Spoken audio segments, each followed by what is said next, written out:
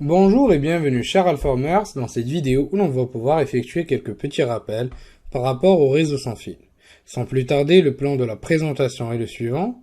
Donc tout d'abord, nous allons commencer par un petit rappel par rapport au tram de VLAN, au canaux, à la puissance de transmission, aux états d'association. Nous discuterons aussi de Wireshark et de l'intérêt de ce dernier. Et enfin, nous finirons par un lab où on verra comment exploiter Wireshark dans un contexte de réseau sans fil. Mais tout d'abord, rappelons les trams de réseau sans fil.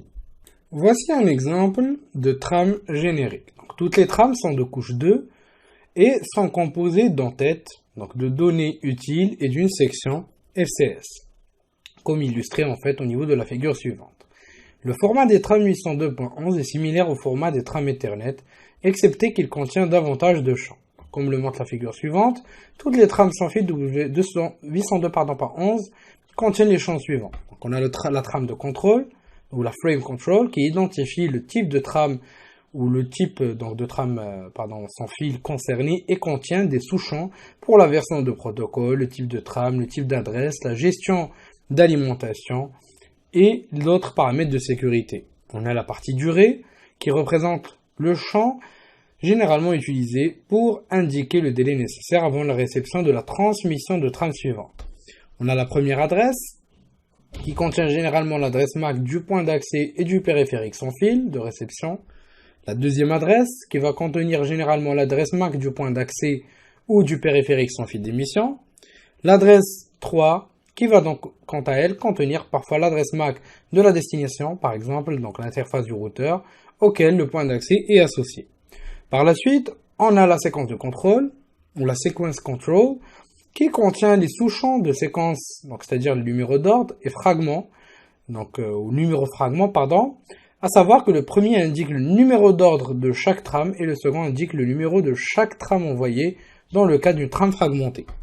On a par la suite l'adresse 4 qui est un champ généralement absent car il est utilisé simplement dans les réseaux ad hoc, le payload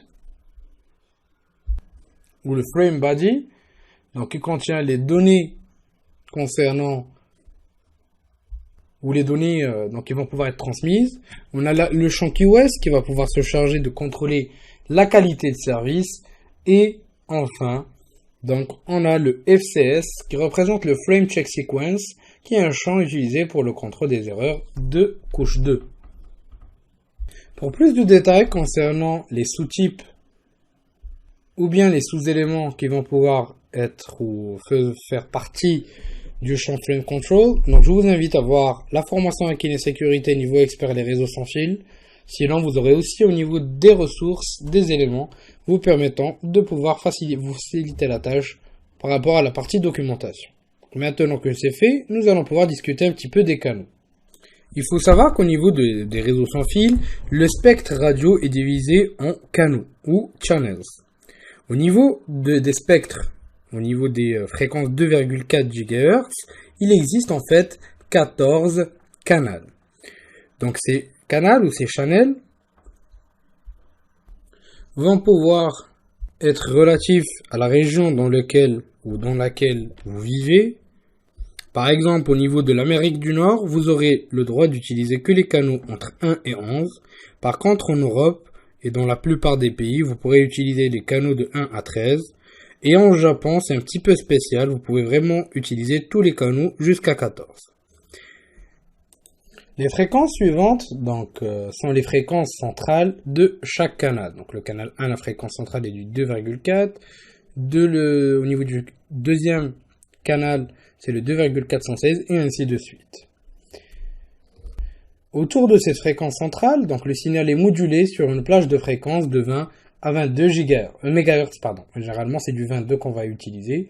Et chaque canal va donc pouvoir occuper une plage de fréquence, donc plus ou moins 11 MHz, autour de sa fréquence centrale.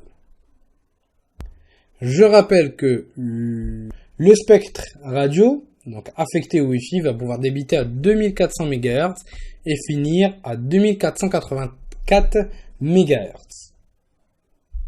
Afin d'éviter les interférences avec les utilisateurs proches des réseaux sans fil ou d'autres réseaux sans fil, Donc il faut analyser donc l'occupation du spectre et s'en tenir aux règles de base suivantes, c'est-à-dire laisser au moins 3 canaux vides entre les canaux voisins et celui qu'on veut utiliser.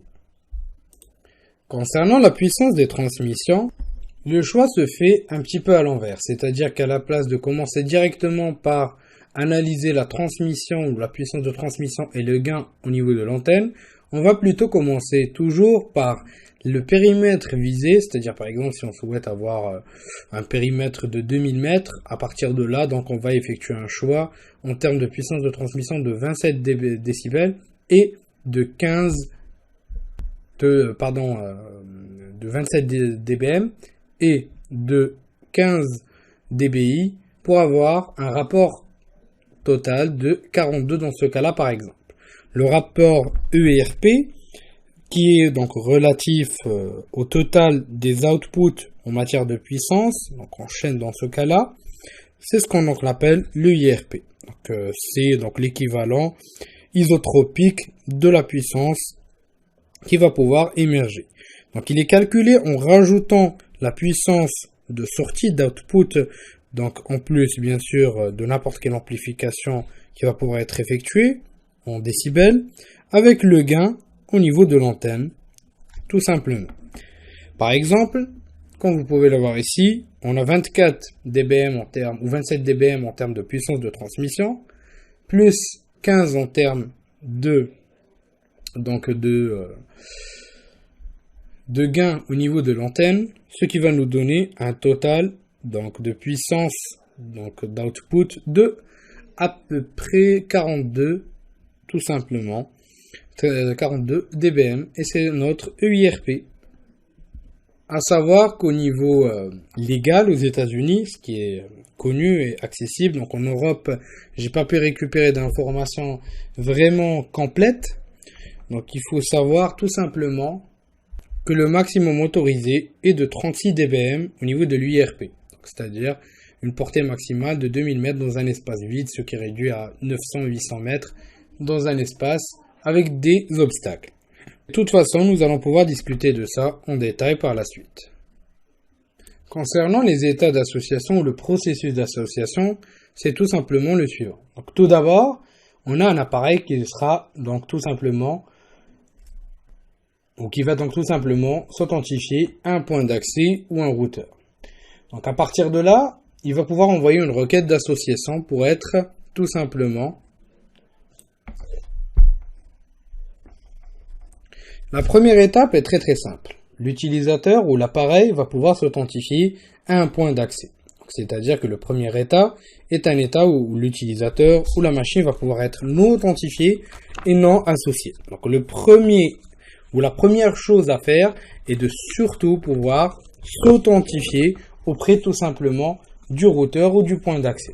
Par la suite, il va pouvoir être authentifié et non associé. Donc la deuxième étape va consister tout simplement à envoyer une requête d'association.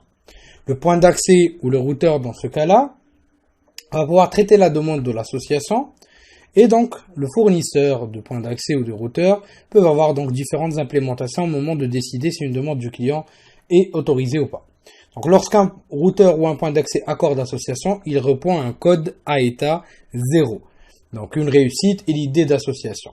L'aide donc est utilisée pour identifier la station de livraison des trames dans la mémoire tampon lorsque la conservation de l'énergie est activée.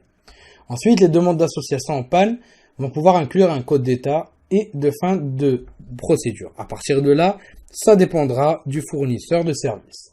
Le troisième point, et à partir du deuxième état où l'utilisateur est authentifié et associé, va pouvoir donc tout simplement représenter donc l'association réussie avec le point d'accès, et à ce moment, l'utilisateur sera authentifié et associé. C'est-à-dire que dans ce cas-là, on est parti d'un état de non-authentification et non-association, d'un deuxième état d'authentification et non-association grâce à une authentification, et ensuite d'un succès par rapport à l'association ou à la réassociation si jamais l'utilisateur a déjà pu effectuer la chose préalablement. Si on veut revenir au premier état, c'est-à-dire non authentifié et non associé, c'est la désautorisation